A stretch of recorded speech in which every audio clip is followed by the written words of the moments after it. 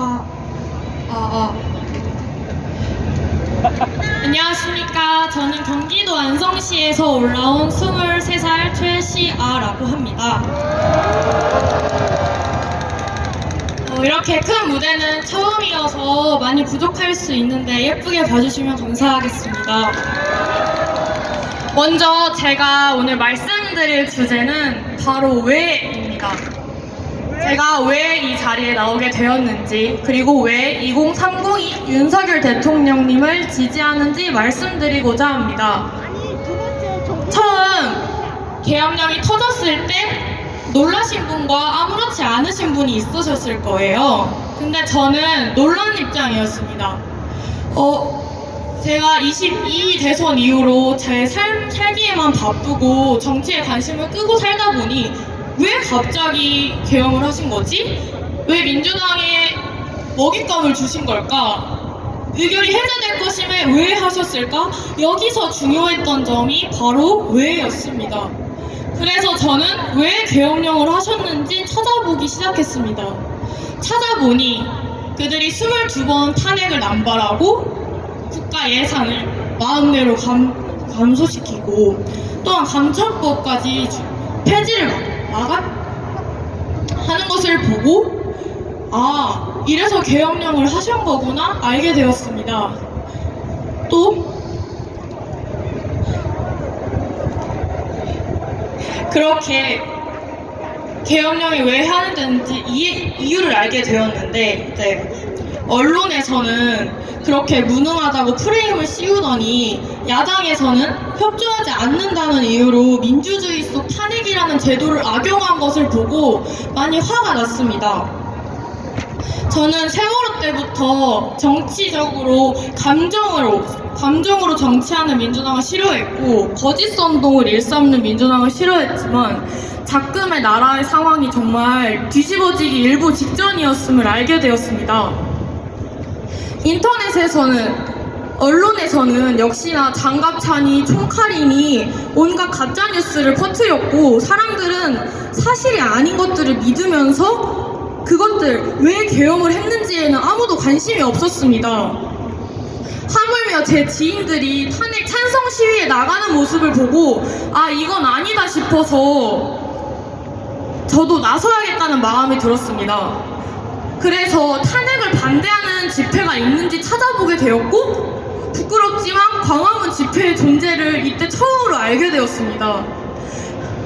그렇게 혼자 여기까지 오게 12월 달에 혼자서 광화문 집회를 향했는데 이 날이 저에게 터닝포인트가 되었습니다.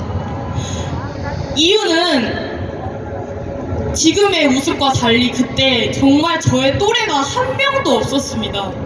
6070, 80 어르신들이 정말 과장을 보태서 99%였습니다. 그 모습을 보자마자 저는 순간 공포심이 들었습니다. 이 10년, 20년 뒤에 이 분들이 가시면 우리나라는 어떻게 되는 거지? 우리나라는 이제 누가 지켜야 되는 거지? 가장 인구수가 많은 4050은 보이지 않았고 2030은 전부 다 무관심에 있는 상황 속에서 이 나라의 위기감이 더욱더 절실히 느꼈습니다.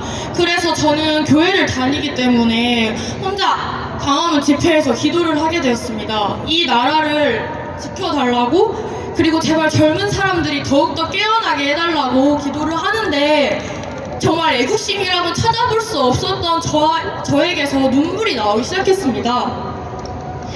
기껏 어르신들이 6.25 때부터 지켜온 이 땅을 저 공산주의 세력한테 빼앗기고 싶지 않았고 정말 그 순간 마음을 굳게 먹었습니다. 앞으로 오프라인에 많이 나와야겠다.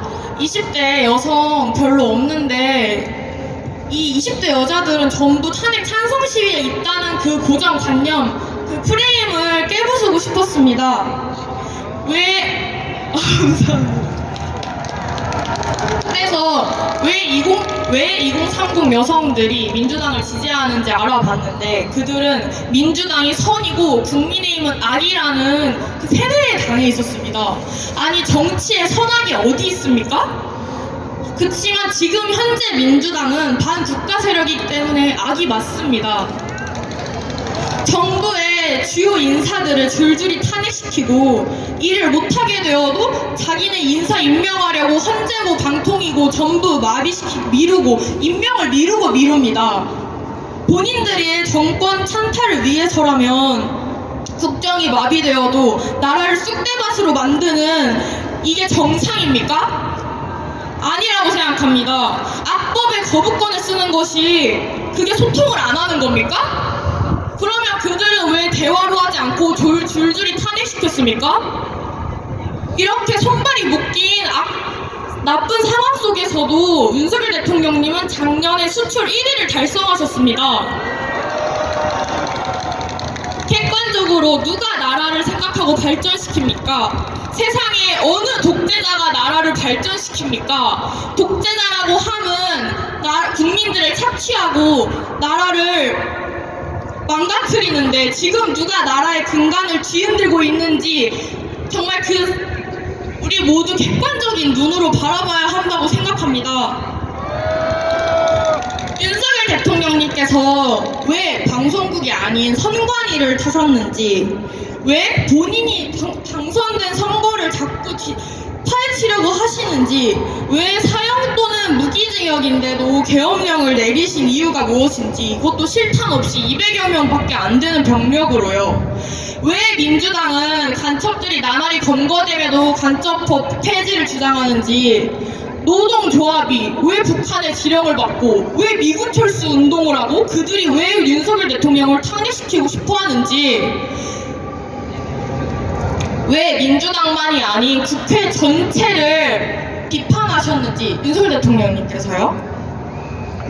그리고 왜 거대한 사법부 카르텔을 경고하셨는지, 왜 우리법 연구회 출신 좌파들은 불법을 저지르는지, 왜 태양광과 차이나머니를 먹은 중공 세력에게 지원받은 JTBC와 MBC는 좌편향된 거짓 선동을 일삼는지, 왜 국민들의 카톡을 검열하고 유튜버를 고발하고 민주파출소라는 오감시제 같은 짓을 일삼는지, 왜 선관위는 나라가 이 지경이 되도록 서버를 안 까는지, 왜 선관위는 형사기업 종이를 가지고 나와서 시연해 보이지 않는지, 왜 부정선거에 초점을 맞추지 않는 4명의 헌법재판관이 전에 선거관리위원장을 했었는지, 왜 선관위와 사법부는 한 몸이기 때문입니다. 헌법 제1조에 있는 국민의 주권을 짓밟는 부정선거야말로 헌법을 유린하는 중대한 사항 아닙니까? 낱낱이 수사받아도 모자를 판에 대통령님께서 계엄령을 때려야 정도로 기울어져 있는 지금 이 나라의 상황에 분노하셔야 합니다. 이미 이 나라에 민주주의는 없습니다. 법치주의는 없습니다. 그러기에 제가 이 자리에 나왔습니다.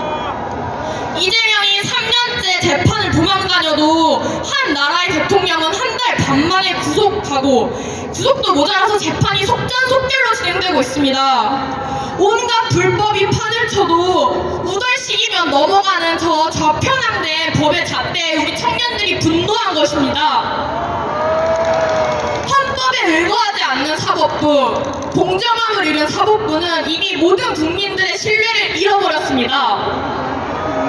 다시 한번 말씀드립니다. 지금의 2030 세대들은 거짓을 정말 혐오합니다. 2030은 진실 팩트를 원합니다. 팩트는 윤석열 대통령님의 복귀가 곧 자유민주주의 체제의 복귀이고, 거짓은 하루 일한 방통위원장의 탄핵을 인용한 4명의 헌법재판관의 중립성이 거짓입니다. 청년들은 모두 알고 있습니다. 그들은 법에 근거하지 않고 자신의 정치적 신념으로 판결한다는 것을요. 그렇기에 분노한 것이고, 저는 탄핵이 인용되지 못하도록 모든 수를 써서라도 막을 것입니다. 또 대통령을 지키지 못한다면 국민의힘 또한 지지하지 않을 것입니다. 저는 그 조기대선이라는 말을 볼 때마다 화가 치솟습니다. 윤석열 대통령님 반드시 복귀하실 겁니다. 복귀하시는 순간까지 거짓된 언론, 나라 팔아먹는 반국가 세력들과 맞서 싸울 것입니다. 왜? 저는 첫 번째, 햇빛이 없는 세상에서 살고 싶고, 두 번째, 잘못된 세상에 순응하면서 비겁하게 살고 싶지 않습니다. 세 번째, 중국 공산당 세력에게 검열당하면서 살고 싶지 않습니다. 어르신들이 6.25 때부터 지켜낸 자유 대한민국을 이제는 우리 2030이 지켜내야 할 때입니다.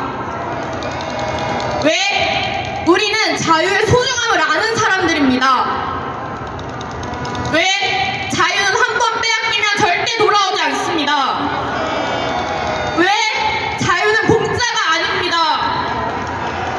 윤석열 대통령님께서는 우리에게 기회를 주셨습니다. 개몽령을 통해서 지금 국가 최대 정복 위기임을 알려주셨습니다. 우리는 최대의 전쟁을 하고 있고 하루하루 전쟁을 치르고 있습니다. 전쟁에서 이기는 법은 상대의 급소를 치는 것입니다.